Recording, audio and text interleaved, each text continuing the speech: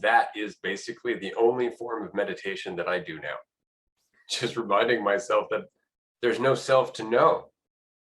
There's no self to know. And so I sit in this state of ever deepening sensitivity to what I am. That's what meditation is. It's just allowing myself to experience me, right? But without judgment, without opinion, without any kind of, I guess, interference with that. It's more or less just sitting back and allowing myself to feel my existence for what it is. And the deeper you go, the more profound that seems to get. But it's never searching for yourself, because every time you're searching for yourself, you're always going to find something that makes you feel just awesome and puts other people lower than you. Because every concept is dualistic, right? As soon as you grasp for a concept, there's a polar opposite to it.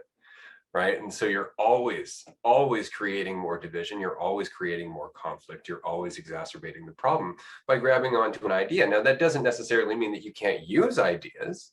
I use them all the time. I mean, one of the things that used to help me when I got out of my funk and I stopped beating myself up and telling myself I was just a terrible, terrible person all the time was that I didn't get into the habit of boosting myself up, because that just felt weird too.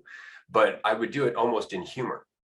Right? Like it would just be, well, why do you want to go out and hang out? Or why should I go out and hang out with you tonight, Ray, instead of going to this thing? It's like, because I'm awesome. And I'm not taking that seriously. It's just funny, right? Because it's so absurd, especially given all of the terrible things I used to tell myself in the past, right? It's just humor. You just treat it lightly because it's fun. That's what concepts are meant to be. They're meant to be useful.